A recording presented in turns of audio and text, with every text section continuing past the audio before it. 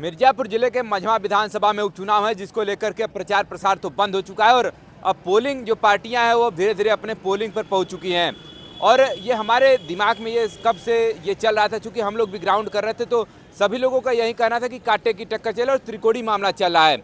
लेकिन आज हम लोग एक ऐसे व्यक्ति के साथ जुड़े हैं जो कि यहाँ के कुछ लोग हैं जो कि ज़मीनी हकीकत को आज बताने वाले, और साथ ही साथ कुछ पत्रकार साथी भी हैं जो कि ग्राउंड रिपोर्ट किए हैं, ग्राउंड तक गए हैं, जन जन से बात किए और उनका भी आकलन हम लोग जानेंगे कि आखिरकार आप लोगों को क्या लगता है कि कौन सी पार्टी इस बार यहाँ से जीत करके विधानसभा जाने वाली है। चूँकि उपचुनाव है, उपचुनाव में तो कोई सत्ता तो नहीं बदलेगी, लेकिन सेमीफाइनल की जो लोग बात कर रहे हैं कि 27 में फाइनल है, उस सेमीफाइनल का नज़ारा यहाँ पर दिखेगा। कुछ लोग हमारे साथ जुड़े हुए हैं और ये स्थानीय निवासी हैं और साथ ही साथ कुछ पत्रकार साथी भी हैं। परिचय क्या हुआ आपका? मैं प्रमोद कुमार सिंह, पार्टी एक कांग्रेस। यहाँ मैं किसी पार्टी की बात नहीं कर रहा हूँ, बट प्रेजेंट टाइम की जो स्थितियाँ हैं इस बार के चुनाव में जनता जो है, देखिए जातिवाद, अगर आप विकास पे जाइएगा तो विकास को भी अगर देखा जाए तो विकास नगण्य है। विकास आप किसको मानते हैं? अरे ये रोड, ये जो भी आप यहाँ का विकास देख रहे हैं सब पहले का है, नया विकास कुछ भी नहीं है। उपचुनाव में जातिगत समीकरण चल रहा है। और देखिए हम लोग दरअसल देखिए हम लोग बात कर रहे थे इस मुद्दे को, हम लोग बहुत बार सब बात कर चुके हैं, लेकिन आज चूंकि आज आखिरी रात है और कल सुबह वोटिंग होने वाला है, तो हम लोग इस आंकड़े पर आए कि आखिरकार जनता का मूड क्या है, क्या जातिगत समीकरण को ध्यान में रखते हुए वोट करेंगे या फिर कोई और भी बात रहने वाला है। हम लोग जीत की अग्रसर की बात करेंगे, कौन सी पार्टी आपको लगती है कि जीत करके यहाँ से जाने वाली है? देखिए इस बारे में तो अभी कोई भी व्यक्ति अगर स्पष्ट ही कहे कि नहीं हम जीत रहे हैं तो ये अतिशयोक्त होगी, क्योंकि आज तक जो है जनता का मिजाज एकदम ओपन नहीं हुआ है। इस मझवा विधानसभा में सबसे ज़्यादा जो मत है वो ब्राह्मण का है। अब ब्राह्मण लॉबी अभी तक शांत है, जो कि निर्णायक होगी। तो अब इधर इसका जो है पटाक्षेप, कल मतदान है हमारे यहाँ, कल मतदान के बाद ही कुछ आकलन आ पाएगा। अब बाकी तो सब तो जो है हम लोग को हम लोग को एक आकलन अभी कल की डेट में भी करना पड़ेगा या फिर वोटिंग के बाद भी करना पड़ेगा? वोटिंग के बाद आप लोग काउंटिंग तक आप लोगों को देखना पड़ेगा कि क्या हो सकता है, क्या होगा, क्योंकि ये मतदान है, ये जनता है। जनता अभी तक आज शाम तक भी कोई ओपन नहीं है कि नहीं हम यहीं पे। हमारे कुछ भाई भी हैं जो कि ब्राह्मण भी हैं, लेकिन अभी ब्राह्मण तक कर रहे हैं कि नहीं हम अपने तो ये जो है जात बिरादरी से ऊपर उठ करके जब तक चुनाव नहीं होगा तब तक कुछ कहा नहीं जा सकता। चलिए देखिए, चूँकि दीपू तिवारी बहुजन समाज पार्टी से ब्राह्मण उम्मीदवार है और अब ये अभी तक तो ये लोग मानते आ रहे हैं कि जो ब्राह्मण या फॉरवर्ड जाति की जो लॉबी है वो भारतीय जनता पार्टी को वोट करती आ रही है। लेकिन एक और साथी हमारे साथ जुड़े हैं। सर, आपका परिचय क्या हुआ? शिवानंद चौबे, हम ग्राम सभा गड़ौली से। कहने का मतलब कि मझवा विधानसभा के विधानसभा के गड़ौली ग्राम। तो आपका क्या समीकरण कहता है? और किसी हम लोग एक विशेष पार्टी की बात नहीं कर रहे हैं, और आपका आकलन, आप भी भ्रमण कर रहे हैं, आपका आकलन क्या कहता है, किस तरफ जा रहा है लोगों का रुझान? नहीं, देखिए हमारे तरफ तो जो भी हैं लोग कहने को तो बहुत कुछ कह रहे हैं कि ब्राह्मण हैं, बट रहे हैं, ये है वो है, लेकिन ये कछुआ के पूरब साइड में ही है ऐसा। पश्चिम साइड में ब्राह्मण जो भी हैं सब बीजेपी के साथ है, न तो जाति है, न पाति है, न तो भाई दीपू जी हैं, ठीक है ब्राह्मण हैं, लेकिन उनकी पार्टी जो है वो हम लोगों को पचती नहीं है। ऐसा क्या? ऐसा क्यों? क्योंकि हम लोग जो है ब्राह्मण का कोई भी, चाहे मायावती रही हो तो वो भी SC ST ये वो भी जो है सपा में तो SC ST कोई विशेष जाति के लिए तो बना नहीं है ना, जो भी उनके ऊपर अत्याचार करेगा उसके लिए है। उसके तो सीधे वो तो उसमें आएंगे तो ज़्यादातर तो ब्राह्मण ही आते हैं। ऐसा क्यों? क्योंकि उनको कोई है नहीं, ब्राह्मण है, ठाकुर हैं, लाला है, बनिया है, यही 4 बिरादरी है जो सबसे ज़्यादा गलत तरीके से SC ST में फंसता है। जबकि वास्तविकता कुछ नहीं है, ये तो पहले से ही अपना बचा के चलते हैं कि हम लोगों से कोई गलती ना हो। हम लोग कभी किसी का, ब्राह्मण जाति ऐसा है कि जो सबको लेके चलने वाली जाति है, लेकिन जो भी जाति है सब ब्राह्मण से ही द्वेष रखती है। अच्छा, तो अभी तो यहाँ पर आप लोग कह रहे हैं कि ब्राह्मणों की सबसे ज़्यादा संख्या, और अभी दीपू तिवारी चुनाव मैदान में, और भाजपा की तरफ पहले के लोग कहते हैं कि फॉरवर्ड लॉबी है वो बीजेपी की तरफ वोट करती है। तो क्या मतलब बटेगा कुछ वोट दीपू तिवारी की तरफ या फिर टोटली बीजेपी? हम लोगों की तरफ तो बटने वाली नहीं है। हाँ, कुछ भाई ये तो कहीं भी किसी भी चुनाव में ये होता रहता है कि 2-5% 10% आदमी हर बिरादरी के उसमें जाते आते रहते हैं, उससे बहुत बड़ा फर्क पड़ने वाला नहीं है। क्योंकि हम लोगों को योगी मोदी को देखना है।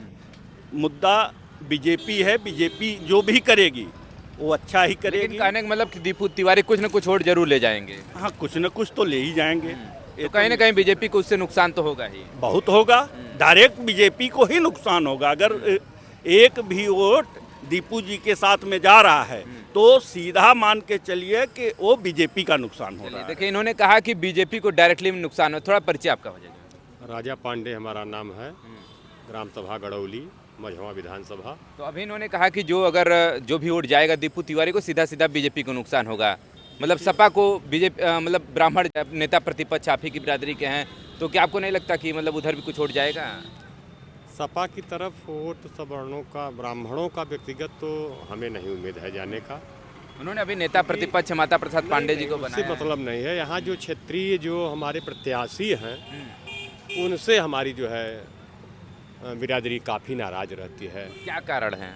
उसका कारण है रमेश बिंद जो है 15 साल तक जो बसपा में नेतृत्व किए हैं विधानसभा का यहाँ से, और उन्होंने टारगेट ब्राह्मण को ही बनाया, ऐसा कुछ मानना है, मानना नहीं है भी।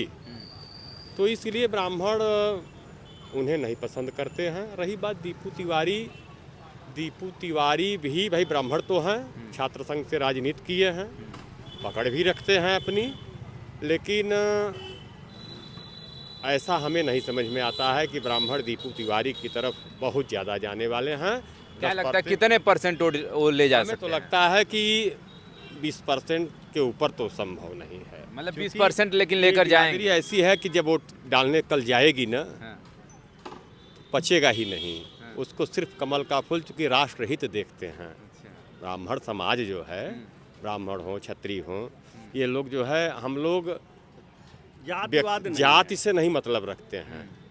क्योंकि योगी जी की जो सरकार है उसमें हम सुरक्षित हैं, विकास के कार्य हो रहे हैं। तो मोदी योगी को देखना है, और ये उपचुनाव से भी फाइनल माना जा रहा है 27 का, तो इसका भी प्रदर्शन मुझे दिखाना है ताकि विपक्षियों का मनोबल भी न बढ़े।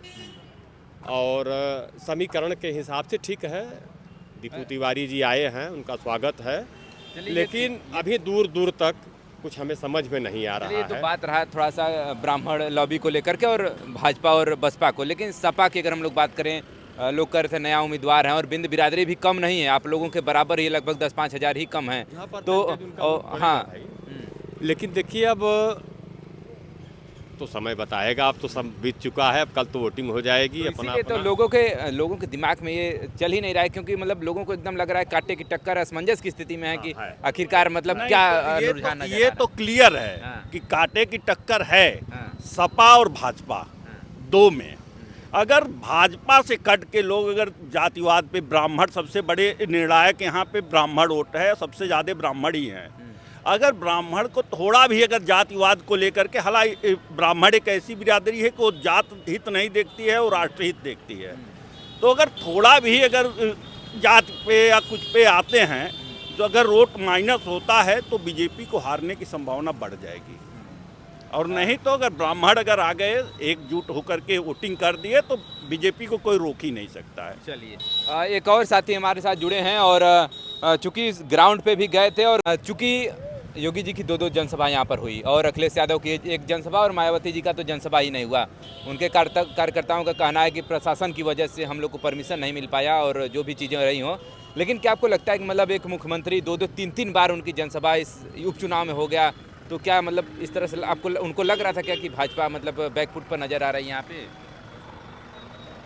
नहीं, वो तो देखिए, योजना कोई मुख्यमंत्री का या फिर कोई किसी भी पार्टी का एक दिन का योजना नहीं होता। वो योजना कई महीनों का होता है, और उस योजना को योजनाबद्ध तरीके से वो सभी पार्टियां अपनी चुनाव प्रचार में लगी हुई थी।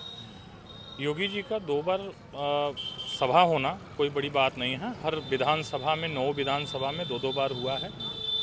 चीज़ें ये है कि योगी जी के आने से लोगों पे फ़र्क कितना पड़ा है, या फिर जो कह लीजिए लहर का असर रहा कि नहीं, या फिर जातिगत इफेक्ट पड़ रहा है इस चुनाव पर, या फिर लहर का इफेक्ट पड़ रहा है।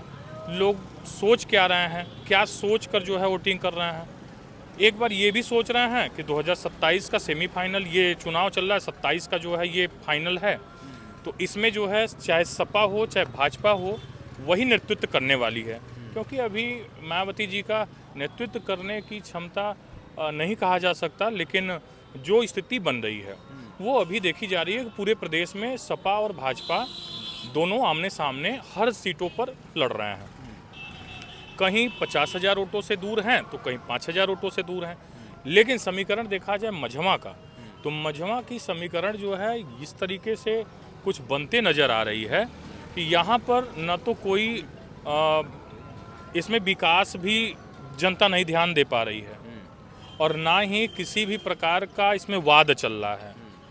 जातिगत वाद से भी लोग बच रहे हैं और कहीं कहीं तो बहुत ज़्यादा जातिगत वाद देखना पड़ रहा है। जैसे जातिगत वाद का जो लाभ है वो सपा की प्रत्याशी ज्योति बिंद को मिलता दिख रहा है, लेकिन वही दीपू तिवारी हैं, उनको कितना लाभ मिलेगा ये अभी सब में भ्रांति फैली हुई है, ये सच है।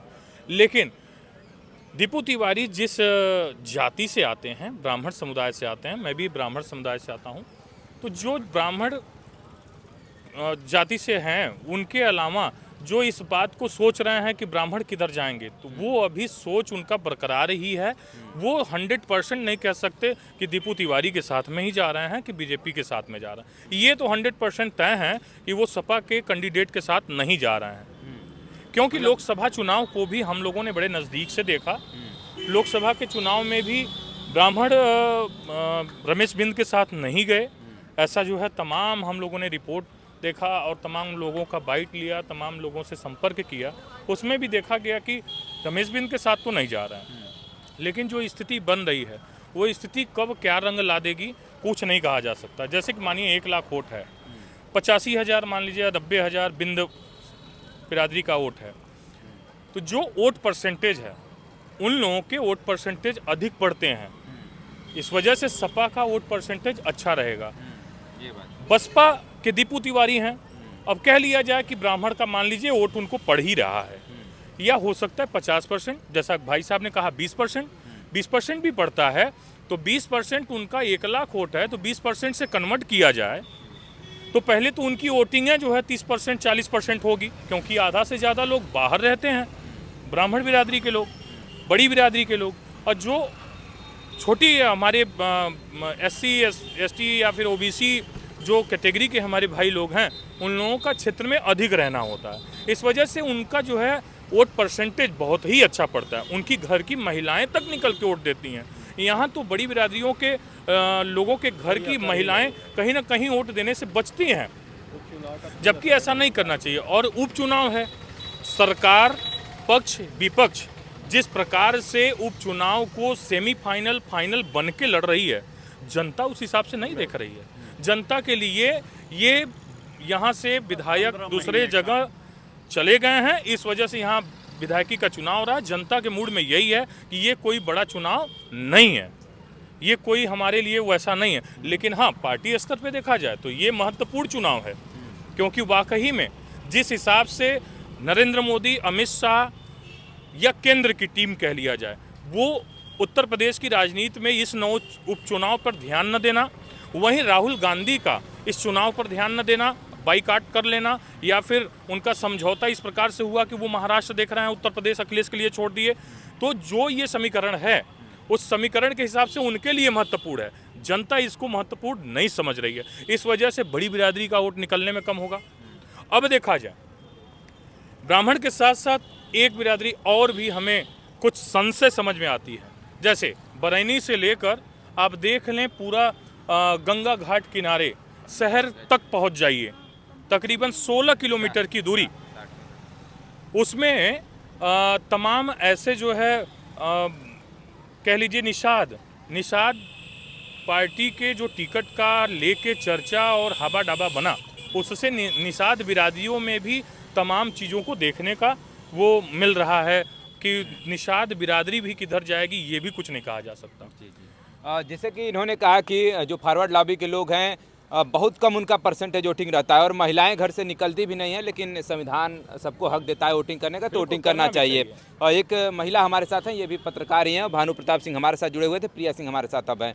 अब ये भी ग्राउंड की हैं और इनसे भी हम लोग थोड़ा बातचीत करेंगे कि आखिरकार इन्होंने कहा महिला निकलती नहीं हैं और वोटिंग करने के लिए, तो सबसे पहले उन महिलाओं के लिए क्या कहना चाहिएगा? नहीं, ये जो कह रहे हैं ये शायद देखे होंगे जो महिलाएं नहीं निकलती हैं, लेकिन अब के समय में जब हम बात कर लें तो महिलाएं और जो युवा लड़कियां हैं वो सबसे ज़्यादा बढ़ चढ़ के निकलती, क्योंकि जब भी हम टीवी में हो चाहे हम अखबारों में देख लें, सबसे ज़्यादा मुझे लगता है और अभी तक मैंने जो देखा वो महिलाएं निकल कर बढ़ चढ़ के, यहाँ तक कि जब शादी होता है तो दुल्हन तक जाती है, वो पोलिंग बूथ तक और वोट देने के लिए जाती है, हम अक्सर देखा करते हैं। कई सारे समाचार खबरों में ऐसा चला भी कि मतलब शादी के बाद तुरंत गई, तुरंत लहंगे में के लिए चली गई। और यहाँ तक कि जब एग्ज़ाम होता है तो वो एग्ज़ाम देने के लिए भी चूड़ा पहन कर जाती है, तो जब एग्ज़ाम देने के लिए चूड़ा पहन कर जा सकती है तो वो चूड़ा पहन करके वोटिंग करने के लिए भी जाती है। अब का दौर ये है। चलिए, ये तो बात रहा महिला का। अब आकलन की अगर हम लोग बात करते हैं, आपको क्या लगता है कि यहाँ के लोगों का रुझान किस पार्टी की तरफ हो रहा है?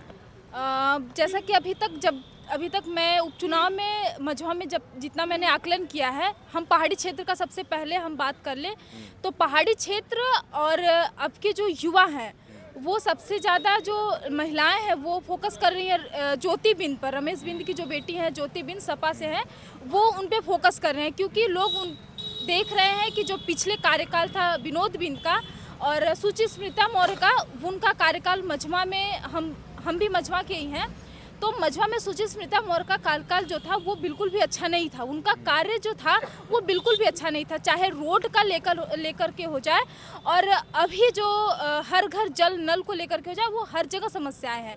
तो मुझे लगता है कि कहीं ना कहीं लोग जो एक समुदाय है, लोग सपा से जो ब्राह्मण जो बटे हुए थे कि जनेऊ को लेकर के विवाद था, वो कहीं ना कहीं वो अब कम होता नजर आ रहा है। और मुझे लगता है कि इस बार जो ब्राह्मण अगर जब छिटकेंगे तो वो बीजेपी की तरफ ही जाएंगे।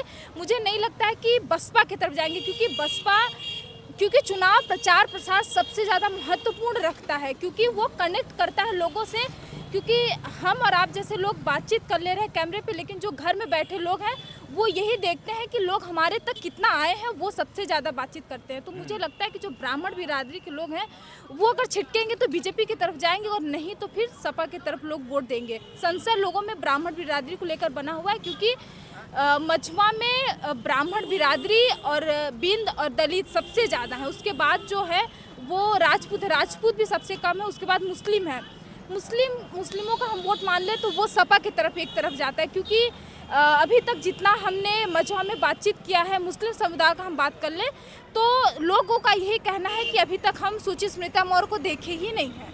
और डॉक्टर विनोद बिंद का बात कर ले तो विनोद बिंद मुझे लगता है कि वो अपनी डॉक्टरी खोलने और डॉक्टरी बनवाने से अगर उनको फुर्सत मिल जाए तो लोगों तक वो पहुँचे। तो लोग मुझे लगता है कि तो अब उनसे विनोद बिंद से अब यहाँ क्या लेना देना, लेकिन फिर भी प्रचार प्रसार में और आपने अभी पार्टी तो देखा ही होगा कि मटन पार्टी बड़ा चर्चा का विषय लोगों का कहना है कि मटन युद्ध हो गया है और अखिलेश ने भी कह दिया है कि ये इतिहास में दर्ज हो गया कि कई सारे हमने इतिहास पढ़ा था, युद्ध हुआ था लेकिन मटन युद्ध हमने नहीं देखा था। तो मुझे लगता है कि इस बार बदलाव होगा। मैं अपने आकलन से बता रही हूँ, जितना मैंने रिपोर्ट देखा था इस बार, क्योंकि लोग पिछला रिकॉर्ड देख रहे हैं, लोग विकास देख रहे हैं, लोग अपने मुद्दे उठाए हैं। क्योंकि गरीब जो जनता है, जब हम पहाड़ी क्षेत्र में गए तो वहाँ के लोगों ने अपने खान पान को देखा है, अधिकतर लोगों को राशन दिखा है, लेकिन अब राशन भी सरकार ने अंगूठा लगा के लोगों का बंद कर दिया है, तो लोगों इसका भी प्रभाव गया है। और हर घर जल नल की हम बात कर ले, हर घर जल नल जो है, नल तो लगा है लेकिन पानी वहाँ तक नहीं पहुँचा, लोगों का यही सब मुद्दा रहा है। तो मुझे लगता है कि इस बार जो है वो बदलाव होना। चलिए, तो देखिए, तमाम जो यहाँ के स्थानीय लोग थे उनसे हमने बात किया और कुछ हमारे साथी पत्रकार थे उनसे बात करने का प्रयास किया। एक और हमारे साथी पत्रकार अश्विनी सिंह हैं और ये भी काफ़ी ग्राउंड पर गए और ग्राउंड पर जो जीरो रिपोर्टिंग कर सकते हैं उसको इन्होंने दिखाने का प्रयास किया और जन मुद्दों को उठाने का भी प्रयास किया। अब क्या आकलन, इनका क्या आकलन करता है, चूँकि अब कल की डेट में अब वोटिंग पड़ने वाला है, एक दिन पहले अब पूरी जो प्रचार प्रसार तो बंद ही हो चुका था, पोलिंग पार्टियां हैं वो भी अब अपने पोलिंग पर पहुंच चुकी हैं, लेकिन अब इनका आकलन क्या कहता है अब इन्हीं से जानने वाले हैं। सुनी जी, आपको क्या लगता है, अब जितनी अब प्रचार प्रसार तो हो ही गया और आप लोगों का भी काम, हम लोगों का भी काम अब समाप्त हो चुका है चुनाव को लेकर के, लेकिन अभी आकलन क्या कहता है कि कौन पार्टी का या फिर पार्टी का उम्मीदवार चुन करके यहाँ से विधानसभा जाने वाला है? अभी तो जिस हिसाब से रुझान जो जा रहा है अभी सपा की तरफ तो बढ़ता हुआ दिख रहा है, क्योंकि जिस तरीके से यहाँ पे जो ब्राह्मण बिरादरी है वो कहीं ना कुछ दीपू तिवारी की तरफ बटेगी और कुछ भाजपा की तरफ जाएगी। लेकिन कहीं ना कहीं सपा में जो रोहित शुक्ला लल्लू हैं वो भी यहाँ से प्रत्याशी रह चुके हैं, तो कुछ न कुछ ब्राह्मणों का वोट वो भी काट सकते हैं। तो कुछ वोट ब्राह्मण जो है जो उनके सपोर्टर हैं, कुछ न कुछ हम 5% ब्राह्मण अगर उनके साथ कटेंगे तो कहीं ना कहीं बीजेपी का जो है 5% माइनस होगा। और उसके बाद यादव की मैं बात करूँ तो यादव बिरादरी जितनी भी है वो समाजवादी पार्टी से जुड़ेगी, बिंद समाज जो है वो समाजवादी पार्टी से जुड़ेगी और मुसलमान जो धर्म जो लोग हैं वो भी कहीं ना कहीं समाजवादी के साथ जुड़ने वाले हैं। तो इस समय समाजवादी का पलड़ा हमको यहाँ पे मिर्ज़ापुर में भारी दिख रहा है, क्योंकि लोग अभी जो बीजेपी की बात कर लें तो जो कैंडिडेट हैं लोगों का ये भी हम लोग जब ग्राउंड पे जा रहे थे तो पहाड़ी क्षेत्रों में लोगों का ये कहना था कि कैंडिडेट जो है यहाँ पे कभी कोई काम, जो सुष्मिता बोरा जो विधायक रही है 5 साल, उनका कोई विकास उनको यहाँ पे नहीं दिखा। तो वो विकास ना दिखने की वजह से जो लोग उनसे जो है नाराज़ हैं और वो उनको सपोर्ट नहीं कर रहे हैं। तो इस समय जिस हिसाब से रुझान चल रहा है कहीं ना कहीं समाजवादी पार्टी जो है 20 दिख रही है मझवा में। कि अभी तक का जो समीकरण है वो थोड़ा परिचय, आपका नाम बता दें अपना तो सही। मेरा नाम शुभम है शुभम जी। जी, और मैं इसी विधानसभा का एक वोटर हूँ। और अभी का जो आकलन है, देखिए लड़ाई दो पार्टी के बीच में है, भाजपा और सपा के बीच में। देखिए ग्राउंड तक ये लोग गए हैं और इस हकीकत को इन्होंने देखा भी कि हर घर जो नल योजना है वो पहाड़ी क्षेत्रों में कितना कारगर रहा है, वो तो इन्होंने उस चीज़ को बता दिया। क्योंकि पहाड़ी क्षेत्रों में सबसे ज़्यादा जो यहाँ का पहाड़ी ब्लॉक है वहाँ पर सबसे ज़्यादा पानी की समस्या वहीं पर है और रोड की भी समस्या। ये दो चीज़ें बड़ा प्रमुखता से इस मझवा विधानसभा में लोगों ने उठाया था। आप लोगों ने भी देखा होगा, लेकिन इन लोगों का आकलन क्या कहता है ये आपने सुना। और अब कल वोटिंग होने वाला है, वोटिंग के बाद फिर उसके बाद 23 तारीख को जब पिटारा खुलेगा तब ये क्लियर हो जाएगा कि आखिरकार यहाँ से विधायक बनकर के कौन विधानसभा जाने वाला है। फिलहाल ये लास्ट आकलन है और इस आकलन के बारे में आप क्या सोचते हैं? आपको क्या लगता है कि कौन सी पार्टी का जो उम्मीदवार है वो चुन करके विधानसभा जाएगा? चले से तमाम आगे और भी हम लोग रिपोर्टिंग दिखाते रहेंगे। जुड़े रहे हमारे साथ। खबर देखने के लिए बहुत बहुत धन्यवाद।